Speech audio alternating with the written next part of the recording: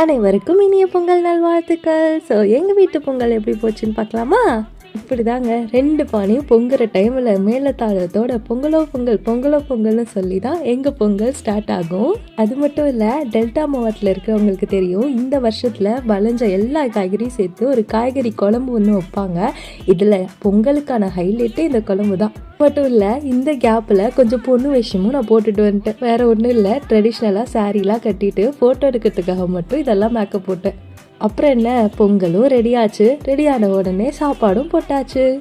எல்லாம் சாப்பிட்டு ending with கரும்பு. இது இல்லாமல் பொங்கலே முடியாது. இப்படி தான் பொங்கல் எங்களுக்கு போகும். அப்படியே தூங்கி எழுந்திரிச்சா காலைல எந்திரிக்கிறப்போ உங்களுக்கு ஒரு கமன்னு ஒரு வாசம் வரும். அதுதான் நம்ம தலைவனோட பொங்கல், மாட்டு பொங்கல். அன்னைக்கு மட்டும்தான் பறக்கிறது ஓடுறது எல்லாத்தையும் பிடிச்சி சமைப்பாங்கப்பா. செம்ம டேஸ்ட்டாக இருக்கும், செம்ம வாசமாக இருக்கும். என்ன தான் வேலை இருந்தாலும் அந்த உட்காந்து இலை போட்டு சாப்பிட்றதுல எதையோ சொக்கம் இருக்கும்.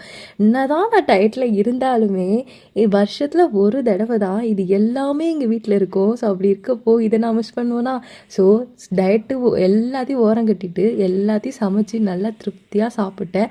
வேற ஒன்றும் இல்லை. என்னென்ன லிஸ்ட்டு சொல்லட்டா?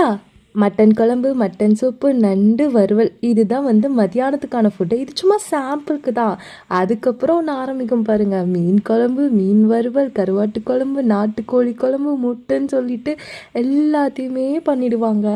கொஞ்சம் வேலை பெண்ட் எடுக்கும் தான், பட் வெஜ்ஜை விட இது ஈஸி தான். பிகாஸ் வெங்காயம், தக்காளி, முஞ்சி பூண்டு இதை கட் பண்ணால் மட்டுமே போதும். இதெல்லாம் படையலுக்கு தனியாக சமைப்பாங்க. ஸோ மத்தியானம் சாப்பிட்டது மத்தியானத்துக்குன்னு சொல்லிட்டு, ஸோ எல்லாமே கலந்து சூப்பரான சாப்பாடு சாப்பிட்டேன். டயட்டெல்லாம் கொஞ்சம் ஓர வச்சுட்டு நல்லா ருசியாக வருஷத்தில் ஒரு தடவை குடும்பத்தோடு ஜாலியாக என்ஜாய் பண்ணுவேன். ஸோ இது எனக்கு ரொம்ப ரொம்ப ரொம்ப ரொம்ப பிடிச்ச நாள். மாட்டுப்பொங்கல் மட்டும்தான் அந்த வருஷத்துலேயே எனக்கு பிடிச்ச ஃபெஸ்டிவல்னு கூட சொல்லலாம். இதில் ஒரு கொடுமையான ஒரு விஷயம் இருக்கும். என்னன்னு பார்த்தீங்கன்னா, இவ்வளோ நான்வெஜ் செஞ்சாலும் ஒரு தலைவன் மட்டும் மாட்டிப்பான்.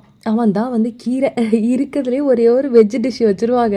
ஸோ எதுக்கு வைக்கிறாங்க, ஏன் வைக்கிறாங்க தெரில. இது கம்பல்சரி வைக்கணும்னு சொல்லிடுவாங்க. கொஞ்சம் பாவம் தான் அந்த தலைவன், பட் இருந்தாலும் இவனும் இலையில இருப்பான். ஸோ அவ்வளோதான், எல்லாத்தையும் தூக்கி போட்டு படைச்சிட்டு நம்மளுக்கும் இலையை போட்டு சாப்பிட்ருவோம்.